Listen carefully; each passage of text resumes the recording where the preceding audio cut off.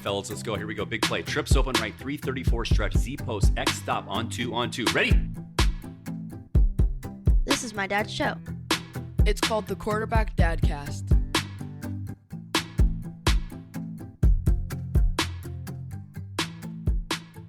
Hey everybody, it's Casey Jaycox with the Quarterback Dadcast, and I'm excited to get to this next episode. But before that, I want to talk to you about my friends up at ACME Homes, which is one of the top home builders in the state of Washington. They're a home builder founded on the principles of honesty, integrity, and the goal of really building dreams for their customers. And what I love most about ACME is I know the owner. He's a former college teammate of mine, and he found the Quarterback Dadcast because of our friends up at Sitka Seafoods, who've been a sponsor for us for now almost over a year.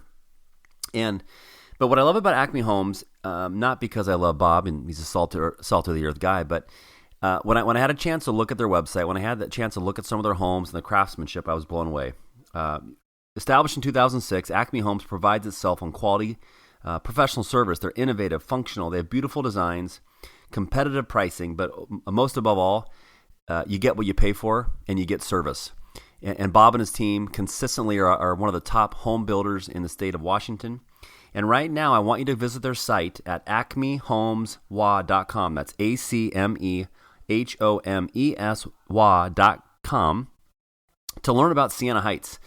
Over in Wenatchee right now, where it's always sunny, you can look at some amazing floor plans. They have anywhere from 1,900 square feet to 2,600 square feet. You got 4-bedroom, you got 3-bedroom. These homes start in the low 500,000. And as we think about getting away from this yucky Seattle weather right now, now's the time. With everybody having more flexibility to work remote and get to the east side of the state, now's the time to invest in that second home or maybe that first home you're going to move over to Wenatchee. Now's the time to do it. So I ask you to contact Bob and his team now at ACME, which is 425-903-1453. Also, if you have real estate inquiries, contact Jennifer or Denise at 425-308-8082 or 425-309-2318. So, huge shout out to Bob and team at ACME. I welcome you to the Quarterback Dadcast, and I hope that everyone takes time out of their day to take a look at Siena Heights. But with that, let's get to today's episode. Well, hey, everybody, it's Casey Jaycox with the Quarterback Dadcast. I'm excited today to talk to a gentleman who I met through the WWW, the World Wide Web, and which is the power of LinkedIn. You can meet people all over the world, and this gentleman right now is legitimately all over the world. He's in Amsterdam. His name is Mitch Stryker, Mitchell Stryker. Parents probably call him Mitchell, but he's a managing director of the ENT business in Europe. He is, like I said, living in Amsterdam. But that's not why we're going to have him on today. We're going to have him on because we want to hear about Mitch the dad. We want to hear about how Mitch, his journey growing up, how he's raising kids in essentially two cultures from life in Michigan and then now life in Amsterdam. And I kind of think about this gentleman as like the Ted Lasso of the healthcare, medical device, medical industry, for what you will. But we'll find out if he's just as funny as the Ted Lasso. But without further ado, Mr. Mitch Foley, welcome to the Quarterback Dadcast. Wow, thank you, Casey. And I'll do my best to live up to the Ted Lasso piece, but just appreciate the time and grateful to be on this with you today. So really appreciate it. You bet. Well, with that said, you said a word that always kicks off how we start each episode. So I want to know, what are you most grateful for as a father right now? Oh, it's got to be just opportunities. If I think about where we are today, where we've come from, this whole COVID journey makes you reflect as well. And so I think just opportunities, Stryker's given me opportunity, my family's given me, and opportunity just that life has given me to be in a really cool city, doing what I love to do and now sharing that with my family. That's awesome. So we're recording right now. It's in late August, and when this episode comes out, it's going to be sometime in the fall. And I'm grateful. I just got back, Mitch, from a time that my family and I were very lucky to spend time in a small, tiny island called Cuttyhunk off the coast of Massachusetts. And my buddies, we call it Pretend World because it's really not. It's like not real world life out there. And I'm grateful for my kids' experience to their first jobs and get out of the rat race of, the pressures of youth sports and the pressures of doing this and doing that. And it was just their kids, and they were running around an island. My son worked on a oyster farm, harvesting oysters, like working with dudes that look like Spicoli and surfer guys. And my daughter's, 12. She's babysitting and working on the raw bar boat and going around serving oysters and clams to boaters in the harbor. And just to see him grow up, I was just so grateful. And I sent a note to actually my father-in-law. I was like, man, I'm so grateful for you having your daughter and taking me in 20 something years ago into this family. And then without you and your family going to this place, I never get to experience it. So I just had massive amounts of gratitude for That's that. amazing. Yeah. So are we talking like Martha's Vineyard type? It's right. Yeah. I can see the vineyard from, we actually bought a house there, which makes no sense, but it makes all the sense in the world. I can see the vineyard from our house. It's about, 10 miles. On a clear day, you can see it, but when it's cloudy and foggy, you can't see it. But it's it's the smallest island. It's one of the last islands, of the Elizabethan chain. Love it. So now, just got to ask you quick: are you a sailor? Do you guys sail at all? Do you boat? I just play one on TV, so not a sailor. But it's funny you say that. I was on my buddy's dad's boat, and I decided to just every time I could say the word port or starboard bow, just to throw up nautical terms to be a smart ass. And luckily that was like my extent of sailing. But yeah, never been around it, but I enjoy going out on boats, just not when I have to be the one responsible for it. Sure. Well, we're a big sailing family. That's why I ask. So it's good to know. There you go. Well, this is a random, like I told you before we started recording, we're going to go random. One of my buddies back there is actually the COO of the America's Cup. Oh, no kidding. That's awesome. Yeah. So I got to ask him questions and nerd out about, the magic. And I don't know the guy that does the cranking thing on the boat, whatever that is. Sure. I met him. He was on the boat right before Magic. And so I just got to ask him some questions. So, it's kind of fun to just and that's what's cool about this place. It's like, it doesn't matter. I hang out with garbage men out there from a garbage man to the dude running the America's Cup. It's the spectrum for sure. Right. And what's cool about it doesn't matter because you're just in the end, which is maybe tying it back to this podcast, no matter what we do, no matter what you do, I do, in the end of it, we all have something in common, which is being a dad. And how can we put all that materialistic stuff aside and just be the most present, hands-on leader of our house we can be? And that's my goal each episode, is to give dads life experiences or stories that can help them maybe tweak their game or learn about something differently, just to be the ultimate quarterback of their household. I love it. So with that, man, tell me a little bit about what was life like. Actually, I want to. What does life look like right now? Tell me about your family, kind of the players, the roles, who's doing what. Absolutely. So my wife Ellen, of almost 14 years, she grew up in Chicago, and I was a Minnesota kid. Found my way to Chicago. Always been in the Midwest, but we now have three beautiful children. So Aiden is about to turn 10 in October. Wyatt is going to turn 8 in October. And then Etta is 3, and she will be turning 4 in January. So full house in Amsterdam here. We moved over here December 31st of last year. So right during the pandemic. But really what I would say is brought us a lot closer as a family. And then we have 2 dogs that we brought with us, Cashel and Albany, 2 rescue mutts that we brought with us as well. So it's been a kind of a Foley family adventure here as we entered Amsterdam. Foley, made me think of the Griswolds. Exactly. That's exactly right. Do you got a family truckster over there? We do not have the truckster, but there's definitely a lot of roundabouts if you've ever seen European Vacation. So. I can't get left. Look, kids, Big Ben, Parliament. Exactly. It's funny. I just watched that show. This is so random. I just watched that movie with my son right before we went to Cuttyhunk, and on our flight, I'm the dorky dad that loves dad jokes, and so we just from all the traveling I did, we get upgraded. So me and my son are in like 2A or whatever, and I'm like, bud, I'm going to try to pull the one-liner from when Clark's on the plane. He's like, Dad, don't. I'm like, oh, watch. I'm like, can I get some drink? Yeah, I'll get I think I got a big boy drink. I said, can I get a, whiskey and Diet Coke? She's like, yeah, do you want the full can? It was almost there. I turned around, looked at the bathroom. I'm like, no, I'll go ahead and take it right here. And I like kind of joke. And my son's like, God, Dad, you're such a dork. And then she finally got it. But anyway, I digress about European vacation. That's not why we're here. No, okay. it's you got to have humor in life. And we're a big movie family as well. So I appreciate it. I love anything with the old school Chevy Chase or Anthony Michael Hall back in the 80s when he had his run. Those were the beauties. Okay, so busy family. Maybe real quick before I dive into how you grew up, talk about what was it like dealing with COVID over there?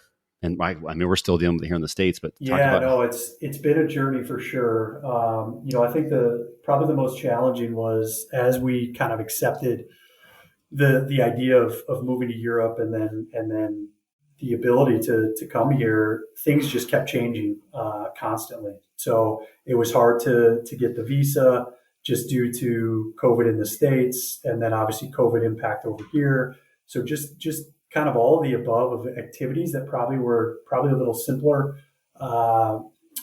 pre-COVID really started to challenge things. Even the fact of getting a home. Typically we'd be able to come over here, spend a weekend, start to look at, where could we find ourselves in Amsterdam. We had to do that all virtually and just kind of hope for the best. But I would say it really opened my eyes too to, you get choices and you take chances and those lead to some pretty special things. But once we got here, it was still locked down. So there was a curfew in Amsterdam, 8:00 every night. Wow. Not that we're, going out as a family, partying too much these days, but it was just strange, right? Mask mandates everywhere, which is pretty normal, as the States had that as well. But curfew was probably the strangest. No restaurants were open whatsoever. No bars, even, something equivalent to like a Target. All of that was closed. So the first 4 to 5 months we were here, pretty heavily locked down. You could do Uber Eats, you could take out from restaurants, but pretty interesting. And then I would say from a school perspective, the kids couldn't go to school for the first, I think it was about 6 weeks, maybe 5 weeks. So that was interesting as well. Virtual learning. And then you stack on just the cultural change. We arrived here, no internet, tried to schedule, the internet company to come over, and, then you got an issue, you call, and, I don't speak Dutch. And so just those types of challenges that just put you out of your element, but to me, make you so much stronger as a person and as a family. And so a lot of family game nights, a lot of, just hanging out and as you even mentioned earlier, just being present with the family really, just meant a lot. And I haven't gotten into this with you yet, but I also did a ton of traveling pre-COVID. And so I missed out on a lot of different things. And so to be able to then take a step back and see some of these small, intimate moments that I miss, whether it's bath time, whether it's movie night, whether it's game night, just really, really fun experiences. That's so cool. That's I think the perspective I had too is like there's so many things we did miss, like you missed activities, but I hope everybody can take a step back and say, man, what a gift. As scary as COVID is, I know people, I had someone we know just passed away just recently, which still is like way too close to home and scary. And but the small silver lining is that brought a lot of families closer. I think it helped us realize what's important in life. Just the relationships we form, the time we spend, because it's not like you said about travel. We're not going to get that time back. No, completely agreed. It really, it shined a spotlight on, what's important in your life. And then also how did we approach things in the past that maybe we can learn from and, approach them a little differently. Yep, totally. Well, take me back to Mitchie the kid. Like, what was it like growing up? Talk a little bit about your parents and how they shaped you in raising you. Yeah, so grew up in St. Paul, Minnesota. So diehard Vikings fan and pretty much diehard Minnesota sports fan. which could be challenging in its own right. But no, we had a great childhood. Older brother, 2 years older. We were really close, into sports. Did these were the days too, right? Casey, probably similar to you, where you played 4 different sports each quarter, right? And you didn't do one sport the entire time, which I always enjoyed, and obviously brought a little different flavor to every season, which was fun. Parents got divorced at an early age. Both parents worked. Ironically, and probably different than some, my parents were best friends. So even though they divorced, it didn't work out. They had a mutual respect for each other. We lived full time with my mom, and I learned a lot from her, and still one of my best friends to this day. But the fact that her and my dad were close, tackled challenges with my brother and I together, and brought this partnership, really also taught me a lot about just life, love, and things don't always go the way that we think they'll go, but doesn't mean that you can't still come together and provide for your family. That's actually cool to hear, and it's something you don't hear very often as parents that divorce, and sometimes it's usually can be ugly and nasty. And my parents got divorced too when I was in college, so luckily I was at a somewhat more mature age to deal with it. And my parents, my mom remarried. My dad, unfortunately, is not doing the best from a health perspective. But did your parents remarry? Were able to? They did, but what's kind of funny about it is they didn't remarry. So my parents got divorced right after I was born, so real early, obviously in my life. But then they both got remarried, but not until I was in college, and within about a year of each other. Wow. Which is kind of another interesting little fact. But again, I think it was you don't hear it often. But for me and my brother, due to the young ages we were as well, we didn't really know anything different, right? And so the fact that if we had a birthday party or we had some important milestone, whether it was a sporting event or scouts or what have you, they both were there, and again showed up, kind of this unified front. It didn't mean we didn't never ask questions about, other parents being together or, why aren't they together? But to me, looking back, and now that I'm a dad, and I can see that, things don't always go exactly the way you want them, I'm just very grateful and honored that they put my brother and I, up on a pedestal and raised us the right way, and that meant a lot to us. Do you think they purposely waited to get remarried until you guys were out of the house? We've never had that deep conversation, but I do personally, and I've, it's kind of again ironic that they both got remarried within about a year of each other as well. So I do think they wanted to make sure we were kind of off on our journeys before they kind of took that next step as well. Very cool. Talk about the hardest part. You mentioned travel earlier. So talk about the hardest part as a dad, because I know a little bit what that feels like. I think you traveled more than I had to travel in your job more than I did. But just talk about the challenges of being that traveling dad in business and the stresses and demands of corporate America, because I'm sure there's dads listening right now that know all what that feels like, and they can learn about the ups and the downs that experience provides a father.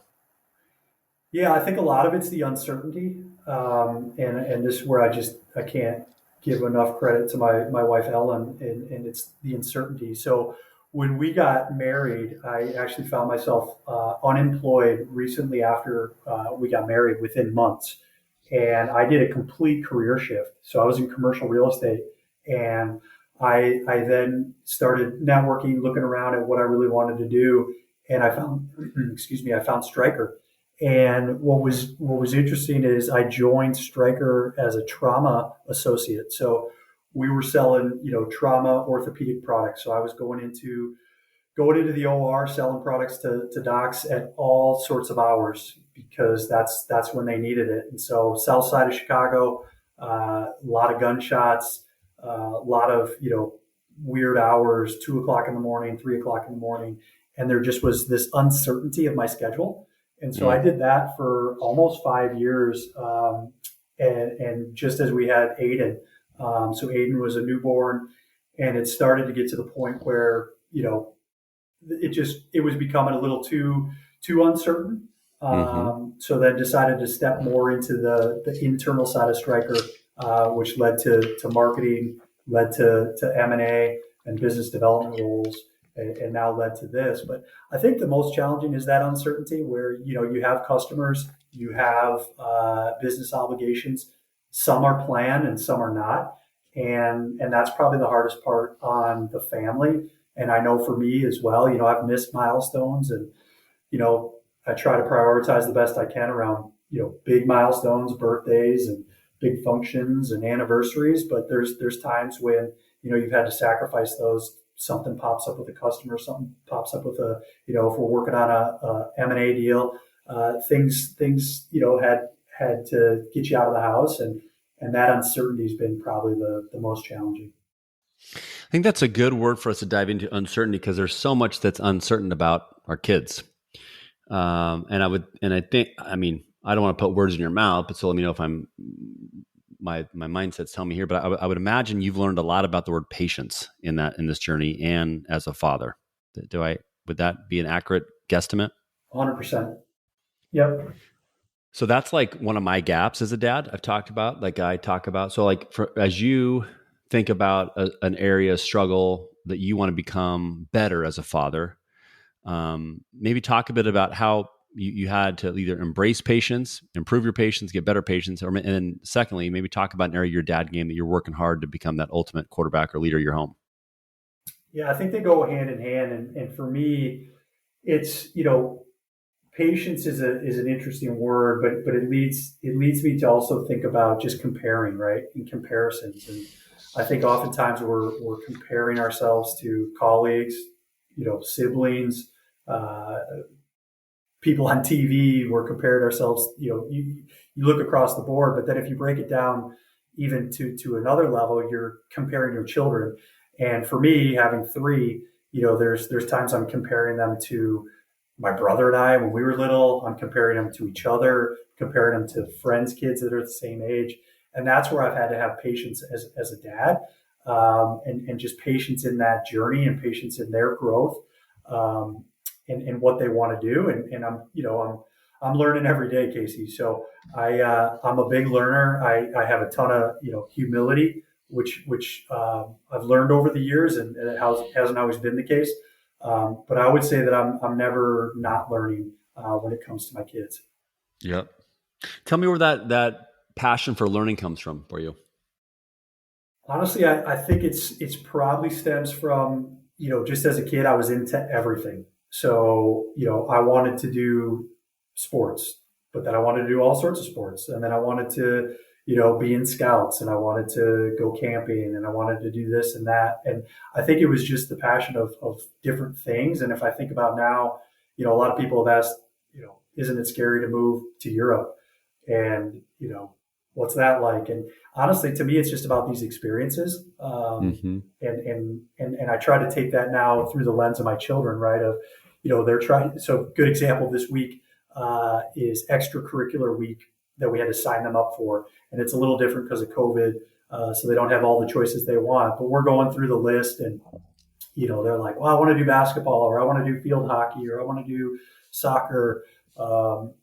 And we're trying to go through the list where it's like, open your mind to some other things as well. And, don't be afraid to try some new things. And so one of my son Wyatt's actually going to do art and forestry. And then my other son Aiden is doing tennis this year and forestry. So kind of cool, they're opening their own minds to not just the same old sports that they've maybe done in the past, which probably isn't the best thing as far as we think about, an NFL career or an NBA career. But I think it's all about those experiences and those opportunities to learn. Well, it's a good point, because I think when our kids get young, every parent, or a lot, I would say but I would say a high percentage of parents, we have these aspirations. We want them to have better lives than we did. They wanted to like be the star athlete or the star person in the band or whatever it may be. And then when they start playing sports and having some success, you feel like, oh my God, they're gonna be great. But I was this Uncle Rico moment here from Napoleon Dynamite, but I was one of the lucky people to play football in college, which is like, I think stats like 1%. And where we live in the state of Washington, we very big high school, one of the biggest high schools in the state. So like, even if you make the high school team, like that's a win. It's so competitive.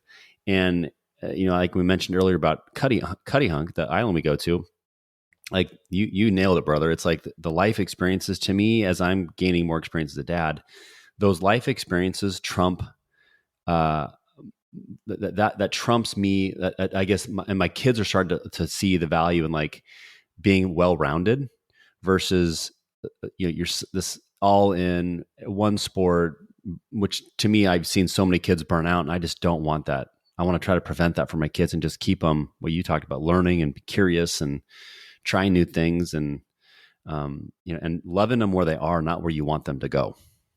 I love that, what you just said there. And to me, it goes back to that comparing. And I think you hit it, you hit the nail on the head, right? Is don't, like, these things transpire, and let these things transpire, because guess what? Everybody's on a different path. Everybody's on a different journey. And, you had an awesome journey in your own right, and you loved it, but your son, your daughter, my son, my daughter may not like that same journey. And so right. you got to let them, grow and do their thing. But it's really hard not to want to push them in certain directions at times. Yeah, I think that's the power of questions. And so one of the things that, I think you and I have talked about before, even when we first met, was there's this questioning strategy or philosophy that I got taught in my business career called TED, which is tell me, explain, describe. And for the parents out there, if you want to improve conversations with your kids, keep checking in with them to find out really where they're thinking, this is a great way to do it. And so, it's like, instead of saying, hey, Wyatt, how was school? How was art? Did you have fun? Did you like it? I mean, those are bad questions. They're close-ended. They're going to get probably one-word answers, and most kids aren't talkative to begin with. So, but when we use TED, I could say, Wyatt, tell me the hardest part about art today. Describe one reason why you love it and one reason what makes it difficult. And once they get talking, then you keep applying TED and saying, tell me more about it. Explain why that's the way. Right? And it's amazing it's great practice. I think it's great practice for us in business and customer relationship type roles, where you want to get people talking and understand really where they're thinking. But from a parent's perspective, anybody out there, I've had many people with that, like, they're like, oh my God, this TED stuff, it's crazy. I'm learning so much more about my kids. So I'd be interested to see. You told me that maybe a few weeks ago when we first talked and first spoke, and I have used that, and it is amazing, because I was the dad where I'd come home, or come home is my journey down the stairs to the kitchen now. But I'd go downstairs after work. Hey, how was your school day? Great. Okay, great. And that was the end of it. And you're standing there just like, okay, well, I guess I'm going to go in the other room. And so I think this TED is a way to just pull things out of them, which is really cool. And I've learned more probably in the last few weeks than I have in the last few years. Ah, it's so cool. I love hearing those. Well, it's a shout out to a guy named John Kaplan. So that's where I learned it from him. So he's a Midwest dude as well. But now I think he lives in the Carolinas. But okay, talk about your most proud day as a father, and then tell me or tell my audience a little bit about a challenging day as a father that maybe other dads at home can relate to. Hey everybody, it's Casey Jaycox with Quarterback Dadcast, and we're going to take a quick break right now to talk about Catch Sitka Seafoods, who's been with our kind sponsors now for nearly a year. And so thanks to Assam and Mindy and team up at Catch Sitka Seafoods. And so I want to talk about something today that might be a little early, you might be thinking, but it's not. It's going to be here before we know it. And that is, let's get ahead of it and let's think about holiday shopping specifically for our clients. So they have holiday gift boxes that are amazing. You can get wild Alaskan salmon, halibut, Applewood smoked fish. I've had them all. They're amazing. But what they have also that's really, really great is a commemorative cedar plank made from the Sitka cedar. Perfect for creating that sea cuttery board, and a jar of their incredible Catch Sitka seafood sea salt made from the cold, clear waters of the Pacific, and absolutely perfect, a final touch to your plate and platter. So with that, Don't wait. Get on their site right now to catchsitkaseafoods.com and order some holiday gifts. Get ahead of it. They have subscription models very available. Again, catchsitkaseafoods.com. Now let's get back to the rest of this episode. So probably the most proud days or day. So my kids, when we were in Michigan, we were a big skiing family. And so the kids were skiing and I grew up skiing and, probably a big passion of mine my whole life and still is. So we were skiing and Aiden, my older, fell and he's a little shy and gets embarrassed and didn't want to ski anymore, didn't want to race anymore. And we're at this race and, we're not talking heavy competition here. We're talking 8-year-old competition here where, but he didn't want anything to do with it. And just spending time with him, talking to him about what happened, talking to him about how, dads fall too. These things happen to us all, just giving him the bigger picture of what's going on. Got him back on skis. And I felt like this proud dad that I was able to work with my kid, overcome a challenge, which, if you think about it, the grand scheme of things, it's probably a really simple challenge. But when I look back, I think that prepared him now for more, letdowns in the future. And knowing him, and he's a perfectionist, it brought on this new journey for him it's okay to fail. And we all fail. I fail all the time, but it goes back to that learning where, it's okay to fail, get up, do it again, or you're going to fail again, and that's okay. So probably one of my most proud moments as a dad. I think if I think about hardest or most challenging, again, goes back to this comparison. And again, probably not even just comparison amongst them, but a comparison of what I think they should be either acting like or think that they should be doing. And I've had to check my ego at the door a little bit. I've had to check myself on how I'm kind of engaging with them or reacting to their, whether it's, their attitudes when we're out, with other people, or whether it's them fighting or just being kids. And I think what's really cool about the Dutch culture is they let these things kind of just happen. And where, and maybe it's more American than European, but I'm, hey, don't do that, or guys, knock it off. Why are you guys fighting? We're at this thing and we're outside, and what are you guys doing? And, I've had to really check myself at the door there to say, let them be kids. And guess what? If they get in an argument, they'll figure it out. And as long as they're not hurting anybody else or hurting themselves, like, we're going to be okay, and let them just be kids. And so that's something that's not my proudest moment, where I've reacted too much and simple things, right? Like things that don't even matter, that I've had to really take a step back and I believe I've done better. Maybe my wife Ellen would tell me I haven't, but I think I've done a better job there, and that's something I'm constantly working on. Dude, what's awesome about that is that's something I struggle with, and I would think majority of the dads who listen to the show have struggled with and have not been the best. I do believe it is culturally, because one of my buddies who I've gave much love is ironically Dutch. Bert Noctegal lives in Boston. He's Dutch, and he on multiple episodes he shared with me like we had this one night over a few soda pops. He said, "Bro, what's your end game with your kids? Like, what do you?" And it's just a good reminder of, in the end, do you want him to be the best skier and he's going to be in the downhill Olympics? Chance of that happening, probably not. Or is there a better chance he can be a great citizen, great friend, great father, great husband, great business leader? He looks people in the eye, gives good handshakes, he shows up on time. Like, those are things we have control over that we can help influence. And I think you're right. I think it is like my buddy's Dutch, like I said, and I think he's taught me a lot about that. So I think it's cool you're experiencing. No, and I think, Casey, you break it down too, right? Like if you think about even people we work with, right? Do you want the manager or the leader that's like constantly checking in or hovering or hey guys, what are you doing? Like, no, you want a leader or a boss or a manager or colleague that just respects you, knows that you may make some mistakes, you may fail, but guess what? You're going to learn from that, and they're going to be a little bit more hands off. And that's at least how I like to now approach my kids is I don't want to be that overbearing micromanager. I want to be a leader, like you said, of the household, leader of the kids, and a partner with them. Doesn't mean I'm going to be their best friend every day. Doesn't mean that I still am not going to have to step in tough situations. But I don't have to be that overbearing micromanager, especially on the simple stuff.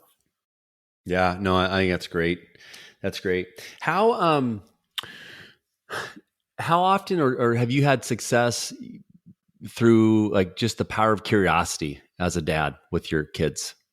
Like, I guess where I'm leading is like asking instead of telling. So you kind of help them come to their own realization of what's important to them. So about 2.5 years ago, maybe 3 years ago right now, Stryker, we went on this culture journey where we really put some initiative on our culture. And it wasn't that we didn't have a bad culture by any means. We have a very strong culture, but we wanted to hone that culture. And we went through a program by Sen Delaney.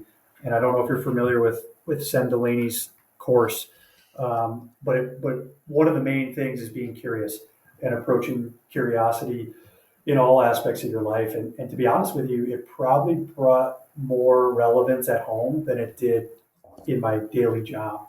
It doesn't mean that I'm not curious at Stryker as well, but honestly, it's changed my attitude towards my family, my kids, my wife, on just being curious and showing curiosity in everything, and not just going straight to judgment or straight to Mitch. Mitch knows it all, but being curious about, okay, why did they do it that way, or tell me about that, or let me understand your perspective here. It's done enormous change in my household.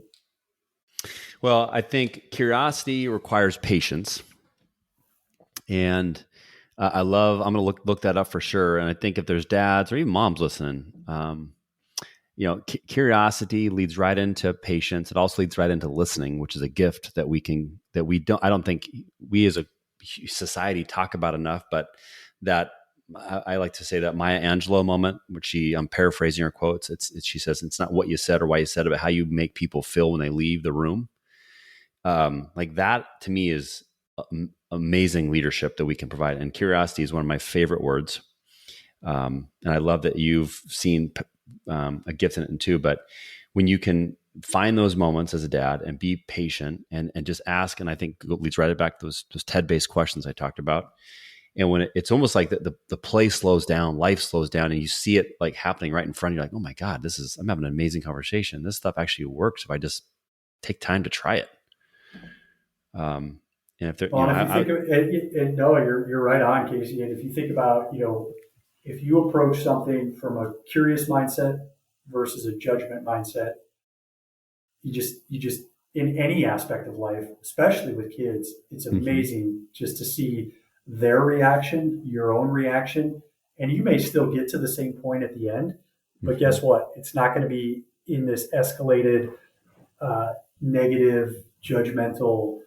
It's going to be coming from a good place, and you get to the bottom of things, and they open up and they respect that you're also curious, right? And truly interested.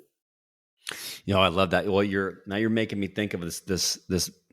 So that whole, not again, Anthony's Uncle Rico moment as an author, but the whole mindset that win the relationship, not the deal, that like hit me like lightning one day. And what you just said, another phrase hit me like lightning during COVID, the pandemic, was we have to listen to learn versus listen to persuade. And like when I thought about that, I don't know where that thought came from, it just hit me. And I was like, oh my God, that's it. And so like listening to like truly listen and not like listen because I can't wait to tell you what I want to say, but like ask that second, third, fourth level question when you're working with your kids and find out more about where they're thinking. Where do those thoughts come from?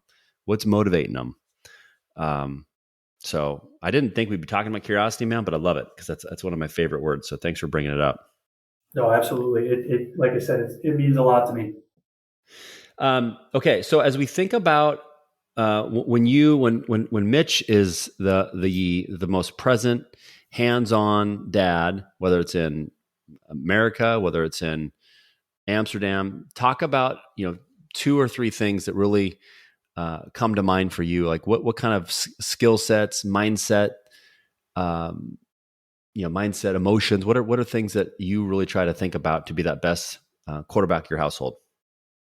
Well, not to beat the drum here, but definitely curious is going to be in that top portion.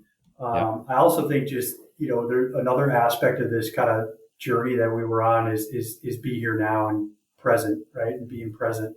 And so I think just the ability not so often we got I got my cell phone out or I am doing something at work and there was a time that hit me. You said you got it just hit you like lightning. I think for me it just hit me smack in the face. But I was doing bath time one day and I had my phone out and I'm trying to respond to an email and the bath time routine when the kids are young. It's important. I'm trying to be the good dad, the good husband to do it, and I'm trying to respond to an email and I end up yelling at one of my kids and it just hit me in the moment like they're not doing anything wrong. They're having a blast in the tub and I'm not being present and I'm not being with them. And now I'm getting angry or yelling at them because I'm trying to respond to an email when all they're doing is having fun at that time. And I should be enjoying this moment because guess what? They're not going to be here much longer as we think about how fast time goes. So I think just to me, it's that curious, but then really it's just being present and being here now with whatever task that is top of my list.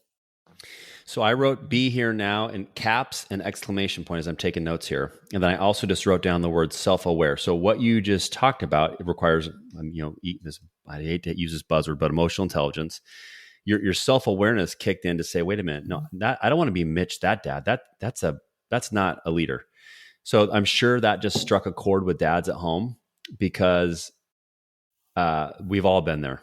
So tell us how did you self-correct? How did you have the self-awareness, the patience or presence to say, wait a minute, nope, bro, I'm not doing this. What did you have tricks? Do you have any advice that you can give other fathers at home? I think honestly, I'm not trying to plug this, but again, it goes back to this journey that we went on at Stryker, which was fantastic. And like I said, probably more even for at home. But I think, if for all the dads out there, it's just take a look at some of the activities that escalate and take a step back and just reflect on those. Why did they escalate? And just be honest with yourself. Was it truly your kid? Was it yourself? Was it your partner? Why did these things escalate? And then ask yourself, were you coming from a curious mindset, a judgment mindset, or were you being present or not being present? And I think you can ask those simple questions and you'll get your answer probably 99% of the time that it's on you. And again, it doesn't mean that it's all your fault. So don't take it as this, woe is me. It just means change a few of your little habits and change a few of these things. And guess what? Things are going to start to go in a different direction. Because we all know, right, as something escalates, it then continues to escalate. And even with my kids, right, if I escalate something that shouldn't have even been escalated, or I take a hard line approach, it probably ends even worse than it could have had I taken a different approach to it. It's awesome, man. That's good stuff for all of us dads to learn from. As we get ready to wrap up here and then go into what I call the lightning round, which is when I go really, really random and you get inside the head of a quarterback who's got a screw loose, which is yours truly, which I blame CTE for. As we wrap up like our conversation, we've talked about curiosity, we talked about patience, we talked about being here now.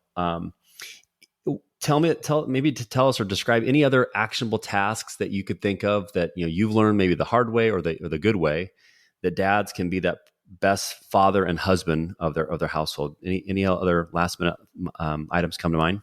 Yeah, I would say making time. So something we've been doing as a family now is we have family time, but then we also have one-on-one time. And so trying to prioritize the one-on-one time and making people feel special. So whether that's date night with my wife, whether that's separate times for my kids, right? So it's hey, Aiden, why don't you and I just hang out, just the two of us, or Wyatt, let's just hang out, or Etta, instead of, because kids are competitive too, right? And so I do think it's important to prioritize people, but also share and give that one-on-one time to make people feel special, because they are special, and they deserve a little time themselves. No, I love that. I think that's something that we've talked about on other episodes that I have not, that habit has not stuck for me, but I wrote it down again. We do date night, and I think it goes in spurts, but you're right. When you can say, hey, bud, it's just me and you. I guess I do have that when I play golf with my son, or, rebound, but it's not like I'm not present about it yet. So I think that's a great action I'm taking out of this episode is how do we make it a priority? And I either say you will or you won't. Those are two very easy words so I'm committed, Mitch, that I will, and hold me accountable as we talk and get to know each other more. Like, ask me about this and make sure I'm doing this. I got a buddy that's instituted this with his kids, where when they turn a certain age, his wife and him take that one kid on a trip, and it doesn't have to be fancy. It could be just a night somewhere. It could be camping. Could be, but they prioritize that kid and say, what are we going to do? It's your choice. And I've been trying to think through that as well of how do we implement that at the Foley household. Take me to Big Ben, Parliament. Yeah, exactly. All right. Well, this has been awesome, man. I've learned a ton. I appreciate the further foundational positivity of the Dutch culture, which I've seen firsthand. My boy Bert back in Boston, across the Haba. But let's now enter the lightning round. Are you ready, sir? I hope so. Okay. True or false? The movie Better Off Dead has motivated more skiing Olympians in United States history. That's true, because the K-12 is one of the best. All my buddies who have kids skiing, I always say, go really fast. If something gets in your way, turn. And they're like, what is that from? I'm like, it's Better Off Dead. It's one of the best 80s movies of all time. See, it should have been Ski Patrol. But oh, another good one. If I'm flying right now to Amsterdam, what is Mitch and Ellen going to cook to Jaycock's family? Asparagus soup. It sounds. Wow. It doesn't sound good. I could feel your disgust across the world web here. But no, it's honestly asparagus soup with ham is a Dutch meal that we've made now, and we've tried when we first got here, and it's fantastic. Is it similar to pea soup? Yeah, I would say. Yeah. So I make a mean pea soup. Well, Mitch. See, there you go. You already like it. There we go. Yeah, passed down from my mother-in-law. So shout out to Big L. Favorite movie of all time for you? Aspen Extreme. Okay. Last book you read? Last book I have read. Does it count if I'm reading it right now? Well, no. I will say The Alchemist. Okay. Because I'm reading one right now, but yeah. I thought you were going to say Cat in the Hat or something with your younger one, but best vacation you've ever had? Sailing trip, British Virgin Islands. Oh, it's on my list. I want to go there back. Did you get charter a boat? We did. Oh, that is on Soggy Dollar Bar? Yep. God, that's on my list. That is on the list. Well, I've done it a few times now, so we should talk when you're trying to plan it. I'll help. No, I'm writing that down too. BVI's Mitchy the kid. He's going to help me out. If you were to start a business with your family, and everyone's going to have a role, what business would that be? I would say a restaurant, and not trying to be cliche, and that's probably an easy answer, but I grew up waiting tables. I was a host, bus tables, waited tables, bartended, delivered pizzas. So always had kind of that restaurant in me. And I think it's kind of fun to see the family all together doing something like that, although probably stressful. I think it'd be fun to see the whole family coming together to run a restaurant. And obviously asparagus soup is going to be on the menu, I would think. Exactly. Okay, last question. If you were to book a vacation now, tonight, where are you taking the family? I really want to get to the Nordic countries. Probably Norway and Finland are top of the list, and nothing against Sweden. But that's probably top of the short list right now for the Foley family is either Norway or Finland. Okay. And last question, tell me the best lesson you've got out of watching my good friend Ted Lasso as a dad and a businessman.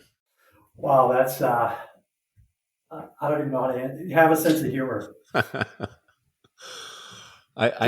Don't take things too seriously. That's right. And Ayaz, which so for everybody, I'm going to be speaking to Mitch's team. I might wear my Be a Goldfish T-shirt for your team. There you go. I don't know if they would all appreciate it as much as I would, but maybe I won't then. But you go right ahead. All right. Well, this episode of the Quarterback Dadcast in the books. I want to thank our sponsors for hanging with us for so long. We appreciate you. I want to thank all the dads who take time each week to spend 45 minutes to an hour and just listen to other dads talk about dad life. And if you can take one nugget of wisdom or one story and to find ways to become that ultimate quarterback of your household, that's what the goal is for. And if there's something that has spoke to you, take a minute to leave us a review on iTunes or Spotify or iHeartRadio, wherever you consume your podcast, or share this episode with a friend if there's someone that you know that might get value out of this. That's the best way we can keep this journey going. But with that, Mitch, across the pond, I really appreciate your time. It's been an honor talking to you, and thanks again for being a guest on the Quarterback Dadcast. Grateful to be here, Casey, and for everybody listening out there. So thank you. You bet.